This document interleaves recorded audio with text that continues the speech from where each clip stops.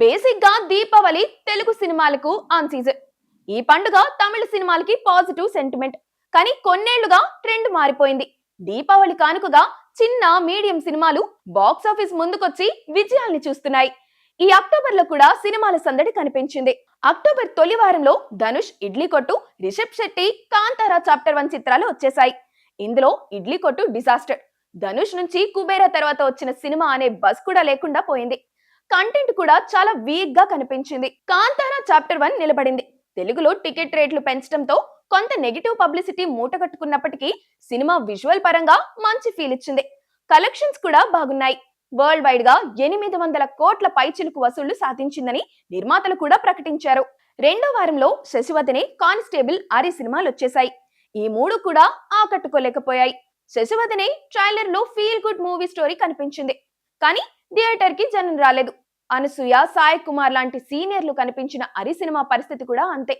Varun Sandesh constable అనే cinema చేశాడని కూడా చాలా మందికి తెలియదు. దీపావళి కానుకగా 4 సినిమాలు వచ్చాయి. ప్రియదర్శి మిత్రమండలిని బన్నీ వాస్ కాస్త పరుషమైన మాటలతో పబ్లిసిటీ చేసి వదిలేశారు. ప్రీమియర్స్ కే సినిమా జాతకం డిజాస్టర్ అని తేలిపోయింది. కామెడీ కాస్త ట్రాజడీ అయిపోయింది. రెండో రోజు నుంచి యూనిట్ లో ఒక్కరు కూడా సినిమా గురించి మాట్లాడలేదు. కిరణ్ అబ్బవరం కే ర్యాంప్ కి నెగిటివ్ రివ్యూలు వచ్చాయి. సినిమా కంటెంట్ కూడా వీక్. అయితే కిరణ్ అబ్బవరం ఈ సినిమా కోసం ఓ కొత్త రకం పబ్లిసిటీ చేసుకుంటూ వెళ్లారు. బాలకృష్ణ, రాజశేఖర్ సినిమాలోని పాటలకు రీల్స్ లాంటి డాన్స్ చేశారు. అవే స్క్రీన్ వీడియోలు తీసి సోషల్ మీడియాలో వైరల్ చేశారు. కిరణ్ థియేటర్స్ కి వెళ్లి డాన్సులు కూడా చేశాడు. ఇవన్నీ కూడా సోషల్ మీడియాలో బజ్ ఇచ్చాయి. దాంతో బాక్స్ ఆఫీస్ దగ్గర పర్వాలేదన్న స్థాయిలో వసూళ్లు దక్కాయి. ప్రదీప్ రంగనాథన్ డూడ్ సినిమాకి తెలుగులో కావాల్సిన దానికంటే ఎక్కువ పబ్లిసిటీ చేశారు మైత్రి మూవీ మేకర్స్. పైగా ప్రదీప్ లవ్ టుడే, డ్రాగన్ లాంటి 2 హిట్లతో ఉన్నాడు. ఆ బస్ డూడ్ కి కలిసొచ్చింది. ఆర్య 2 సినిమాని తలపించే ఈ కథ యూత్ ని బాగా ఆకట్టుకుంది. ప్రదీప్ 100 కోట్ల హ్యాట్రిక్ కొట్టాడని ఓ ఈవెంట్ పెట్టి మరీ ప్రకటించారు మేకర్స్. తెలుసు కథతో ఓ వినూత్నమైన సినిమా చేశాడు సిద్ధు జొన్నలగడ్డ. 4 పాత్రలతో నడిచే సినిమా ఇది. కంటెంట్ కొంచెం రాడికల్. అయితే ఇలాంటి సినిమాని ఆదరించే పరిస్థితి ఇంకా రాలేదని ఈ సినిమాకు వచ్చిన ఫైనల్ నెంబర్స్ చూస్తే అర్థమైపోయింది.